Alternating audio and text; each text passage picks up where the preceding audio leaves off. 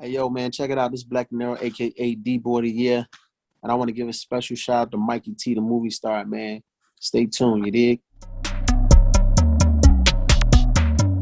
I know you told me a few things in the interview about Gillie, man, but how far back do you and Gillie go?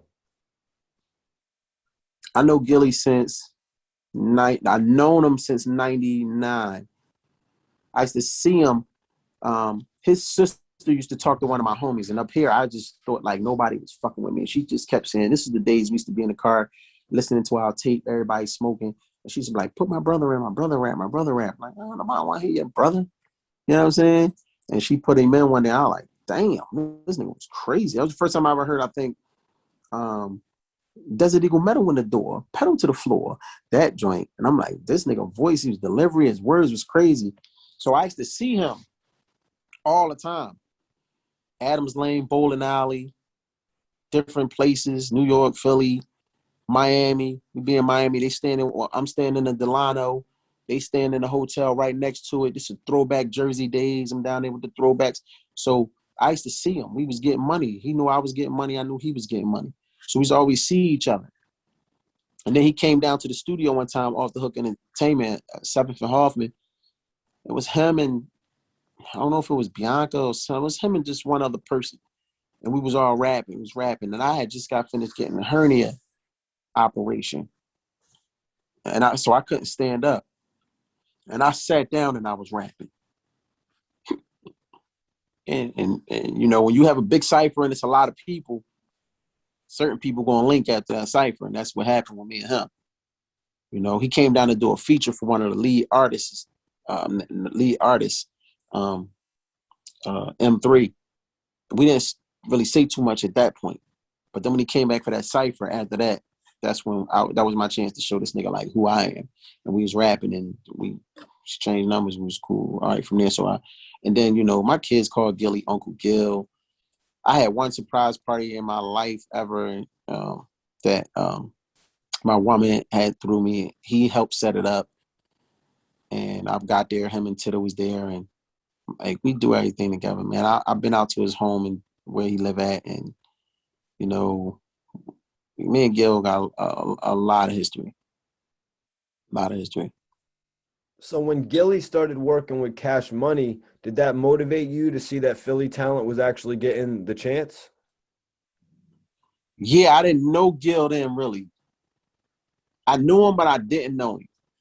So at that point, my attitude was like, it was cool. It was giving me motivation when I was seeing everybody doing that shit, but I didn't give a fuck about no Freeway, no, and that's my best. He's the most genuine dude ever. Like, that's one of my top dogs when it comes to anything. Like, if you don't, I can't let nobody play with Freeway.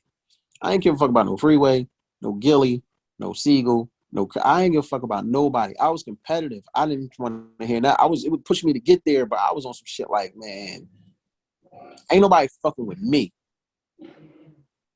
That was my mindset back then. So yeah, it was like, it wasn't motivational. It was like looking at it like good shit. I didn't look at it like, ooh, I got to get there, because I wasn't sitting in a dark hut, fucked up and hungry and broke. I was riding around picking which fucking car I was gonna match my clothes with that day. So I was chilling. I was just like, all right, cool. That's it. That's nice. You know what I'm saying? I wasn't really tripping on it because I was like, I wasn't taking it serious then like that. It was just rapping. I just felt like nobody was fucking with me because I knew I was rapping what I did that yesterday or I did that day, and niggas was loving it. And I'm sitting back doing everything that I was saying. It felt good to me. I was my biggest fan. So were you messing with Gillie by the time he started beefing with Lil Wayne? Yeah. Yeah, we were done with y'all. Gil brought Wayne up to the studio. Yeah, I was with him then. You know, people know they took his swag. Y'all ain't never heard Jay-Z whisper until Lil Chris came on the scene. Like, that's what happens, man. And people, you know, you say that, people get upset. It's a fact, man. That's Chris flow.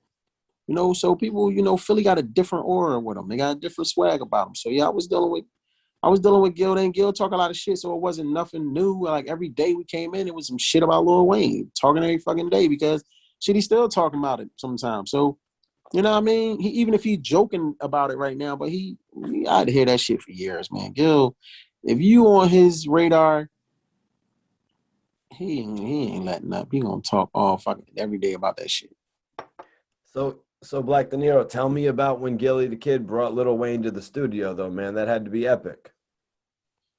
Yeah, wasn't epic. I mean, I didn't give a fuck about nobody because I didn't never get starstruck. Any nigga I ever met, I was just like, and Wayne wasn't that at that point. So it was like niggas was just like, "What's up, nigga?" You know what I'm saying? Like we ain't give a fuck. It didn't feel like an epic moment. It just felt like because at the time my dog was bigger than them. Like Gil was like, you know what I mean, he was that nigga. So we didn't give a fuck. That was his man. It was like, you got Lil Wayne with you, all right? So what's up, little nigga? You know what I'm saying? It wasn't no like, oh shit, like Yeah. it was what it was.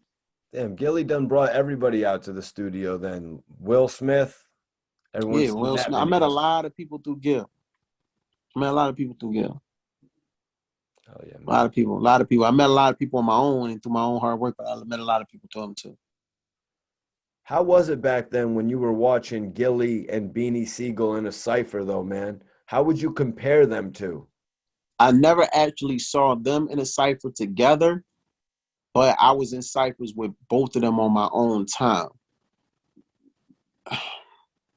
Just man, like if anybody was fucking with Sigel at that point, it would have been Gilly, but that's fucking with Sigel. The best was Sigel. Like, there's nobody just wasn't fucking with Sigel, man. And this is my opinion. Anybody wasn't fucking with dude. But it was good, you know what I'm saying? It was good. That was a good battle or anything too. But that nigga was different. And Gil was different too.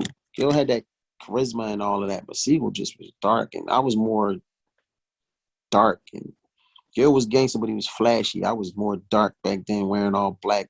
I wore black leather gloves and always was strapped. And I was on some shit. So I liked that grimy shit at that point. Yeah, I wanted to ask, how did it feel being a mutual friend of both, major figures in state property, seeing them actually clash? I didn't know them when they was clashing. I didn't know them when they clashed. I met everybody afterwards.